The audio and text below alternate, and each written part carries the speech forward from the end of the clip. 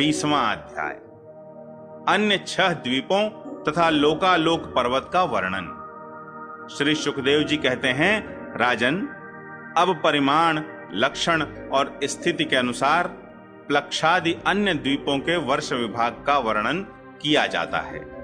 जिस प्रकार मेरु पर्वत जम्बू द्वीप से घिरा हुआ है, उसी प्रकार जम्बू द्वीप भी अपने ही समान परिमाण और विस्तार वाले खारे जल के समुद्र से परिवेष्टित है। फिर खाई जिस प्रकार बाहर के उपवन से घिरी रहती है, उसी प्रकार क्षार समुद्र भी अपने से दूने विस्तार वाले प्लक्ष द्वीप से घिरा हुआ है। जम्बू द्वीप में जितना बड़ा जामुन का पेड़ है, उतने ही विस्तार वाला यहाँ सुवर्णमय प्लक्ष का वृक्ष है। उसी के कारण इसका नाम प्लक्ष द्वीप हुआ है। यहाँ 7 जिह्वाओं वाले अग्निदेव विराजते हैं। इस द्वीप के अधिपति प्रिव्रत पुत्र महाराज इद्मजिन्न थे। उन्होंने इसको 7 वर्षों में विभक्त किया और उन्हें उन वर्षों के समान ही नाम वाले अपने पुत्रों को सौंप दिया तथा स्वयं आध्यात्म योग का आश्रय लेकर उपरत हो गए। इन वर्षों के नाम शिव, यवस, सुभद्र, शांत, क्षेम, अमृत और अभय हैं। इनमें भी 7 पर्वत और 7 नदियां ही प्रसिद्ध हैं। वहां मणिकूट, वज्रकूट, इंद्रसेन, ज्योतिष्मान, सुपर्ण, हिरण्यष्ठीव और मेघमाल, ये 7 मर्यादा पर्वत हैं तथा अरुणा, निम्ना, आंगिरसी, सावित्री, सुप्रभाता, ऋतंभरा और सत्यंभरा, ये 7 महानदियां हैं।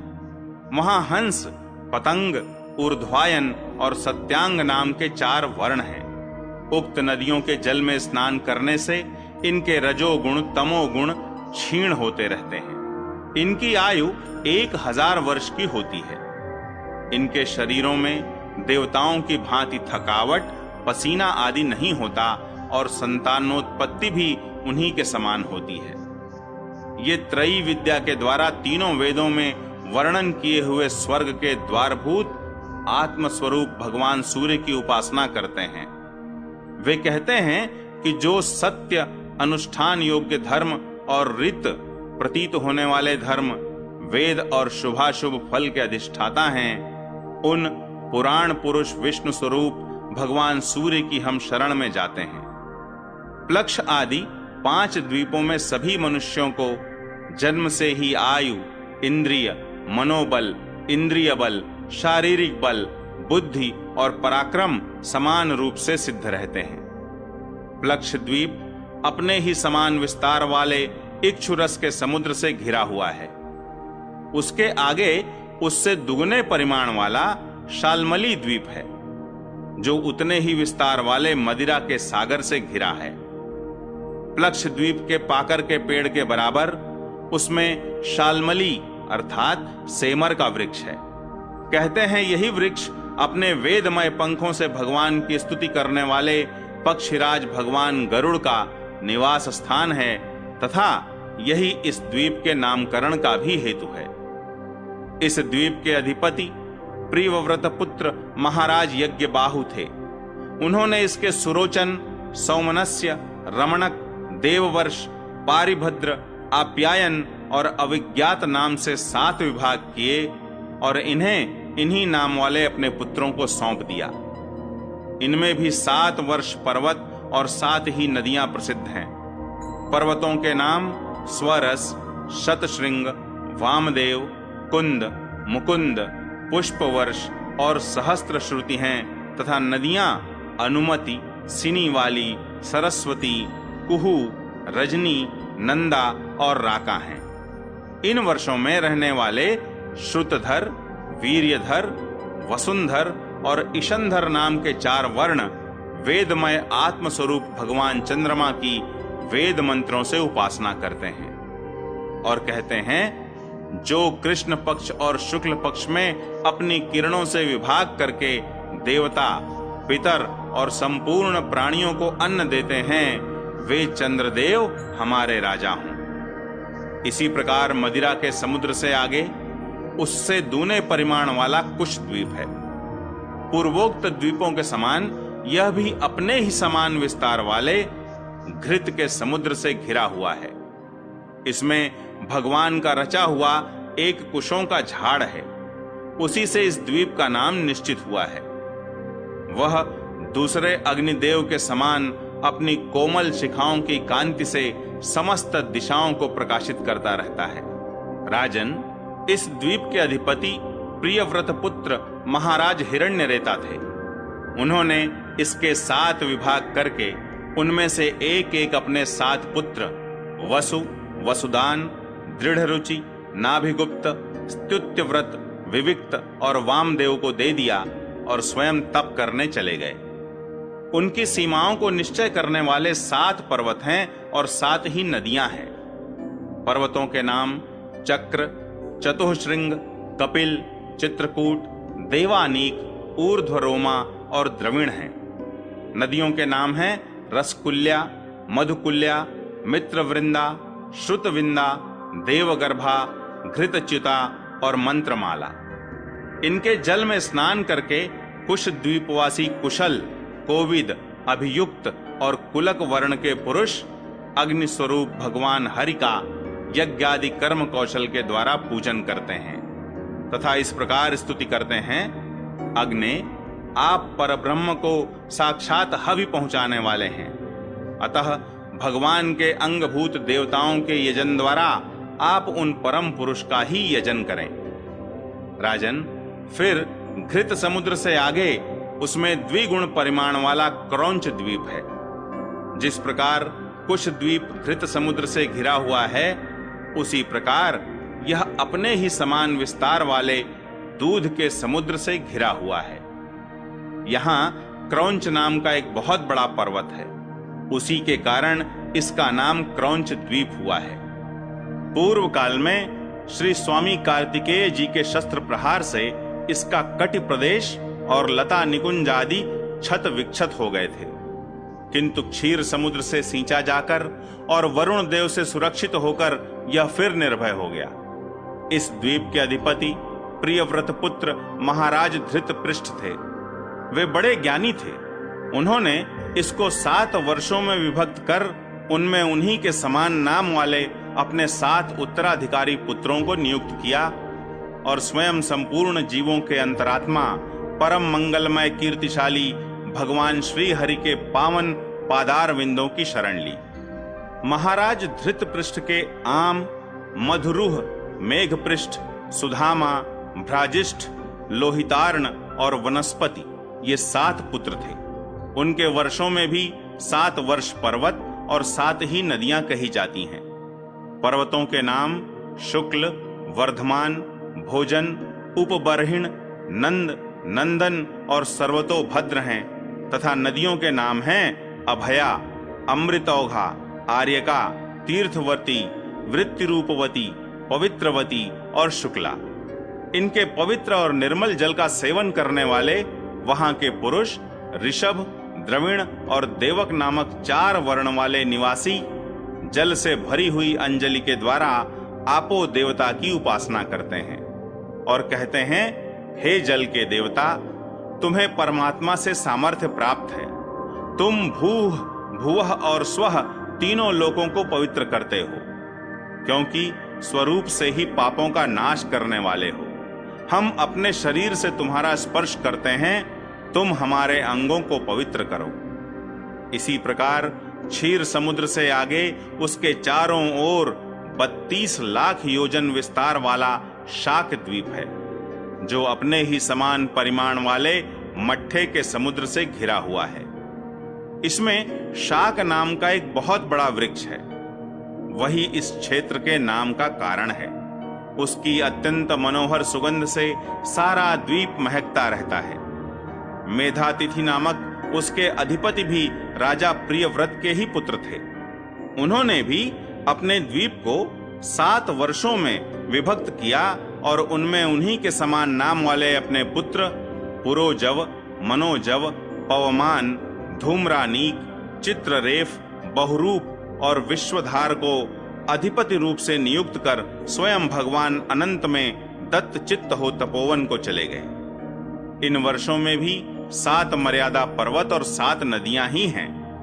पर्वतों के नाम ईशान, उरुश्रृंग, बलभद्र, शतकेसर, सहस्त्रस्त्रोत्र, देवपाल और महानस हैं तथा नदियां अनघा, आयुर्दा, उभय स्पृष्टि, अपराजिता, पंचपदी, सहस्त्रस्तुति और निज धृति हैं। उस वर्ष के ऋतव्रत, सत्यव्रत, दानव्रत और अनुव्रत नामक पुरुष प्राणायाम द्वारा अपने रजोगुण तमोगुण को क्षीण कर महान समाधि के द्वारा वायु रूप श्री हरि की आराधना करते हैं और इस प्रकार उनकी स्तुति करते हैं। जो प्राणादि वृत्ति रूप अपनी ध्वजाओं के सहित प्राणियों के भीतर प्रवेश करके उनका पालन करते हैं तथा संपूर्ण दृश्य जगत जिनके अधीन है, वे साक्षात अंतर्यामी वायु भगवान हमारी रक्षा करें। इसी तरह मट्ठे के समुद्र से आगे उसके चारों ओर उससे दुगुने विस्तार वाला पुष्कर द्वीप है। वह चारों ओर से अपने ही समान विस्तार वाले मीठे जल के समुद्र से घिरा है। वहां अग्नि की शिखा के समान दैदीप्यमान लाखों स्वर्णमय पंखड़ियों वाला एक बहुत बड़ा पुष्कर अर्थात कमल है जो ब्रह्मा जी का आसन माना जाता है।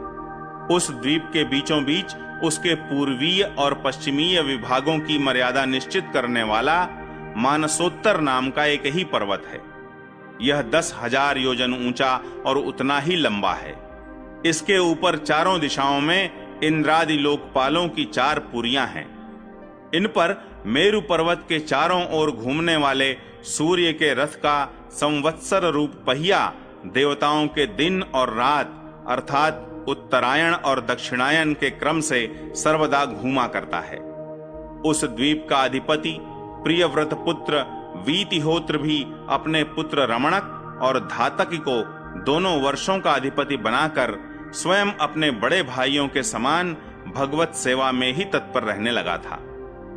वहां के निवासी ब्रह्मा रूप भगवान हरि की ब्रह्म सालोक्यादि की प्राप्ति कराने वाले कर्मों से आराधना करते हुए इस प्रकार स्तुति करते हैं। जो साक्षात कर्म फल रूप हैं और एक परमेश्वर में ही जिनकी पूर्ण स्थिति है तथा जिनकी सब लोग पूजा करते हैं, ब्रह्म ज्ञान के साधन रूप उन अद्वितीय और शांत स्वरूप ब्रह्म मूर्ति भगवान को मेरा नमस्कार है। श्री शुकदेव जी कहते हैं, राजन, इसके आगे लोकालोक नाम का पर्वत है। यह पृथ्वी के सब ओर सूर्य आदि के द्वारा प्रकाशित और अप्रकाशित प्रदेशों के बीच में उनका विभाग करने के लिए स्थित है। मेरु से लेकर मानसोत्तर पर्वत तक जितना अंतर है उतनी ही भूमि शुद्धोदक समुद्र के उस ओर है। उसके आगे सुवर्णमयी भूमि है जो दर्पण के समान स्वच्छ है। इसमें गिरी हुई कोई वस्तु फिर नहीं मिलती, इसलिए वहां देवताओं के अतिरिक्त और कोई प्राणी नहीं रहता। लोकालोक पर्वत सूर्य आदि से प्रकाशित और अप्रकाशित भूभागों के बीच में है, इससे इसका यह नाम पड़ा है। इसे परमात्मा ने त्रिलोकी के बाहर उसके चारों ओर सीमा के रूप में स्थापित किया है। यह इतना ऊंचा और लंबा है कि इसके एक ओर से तीनों लोकों को प्रकाशित करने वाली सूर्य से लेकर ध्रुव पर्यंत समस्त ज्योतिर्मंडल की किरणें दूसरी ओर नहीं जा सकती। विद्वानों ने प्रमाण, लक्षण और स्थिति के अनुसार संपूर्ण लोकों का इतना ही विस्तार बतलाया है। यह समस्त भूगोल 50 करोड़ योजन है। इसका चौथाई भाग अर्थात 12.5 करोड़ योजन विस्तार वाला यह लोकालोक पर्वत है।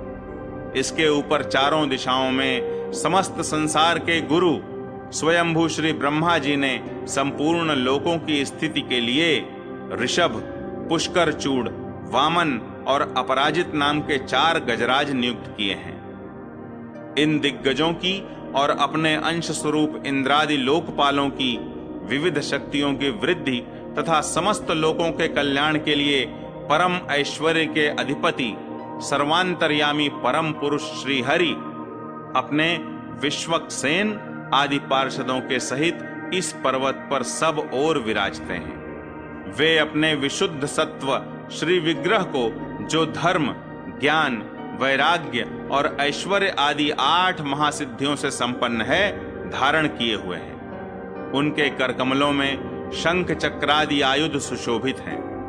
इस प्रकार अपनी योग माया से रचे हुए विविध लोकों की व्यवस्था को सुरक्षित रखने के लिए वे इसी लीलामय रूप से कल्प के अंत तक वहां सब ओर रहते हैं।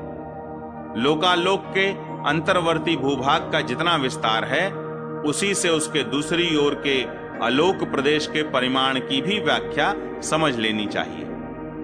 उसके आगे तो केवल योगेश्वरों की ही ठीक ठीक गति हो सकती है। राजन, स्वर्ग और पृथ्वी के बीच में जो ब्रह्मांड का केंद्र है, वही सूर्य की स्थिति है। सूर्य और ब्रह्मांड गोलक के बीच में सब ओर से 25 करोड़ योजन का अंतर है। सूर्य इस मृत अर्थात मरे हुए अंड में वैराज रूप से विराजते हैं। इसी से इनका नाम मार्तंड हुआ है। ये हिरण्मय ब्रह्मांड से प्रकट हुए हैं, इसलिए इन्हें हिरण्यगर्भ भी कहते हैं। सूर्य के द्वारा ही दिशा, आकाश, द्युलोक, भूरलोक, स्वर्ग और मोक्ष के प्रदेश, नरक और रसातल तथा अन्य समस्त भागों का विभाग होता है। सूर्य ही देवता, तिर्यक, मनुष्य, सरीसृप और लता वृक्षादि समस्त जीव समूहों के आत्मा और नेत्रेंद्रिय के अधिष्ठाता हैं।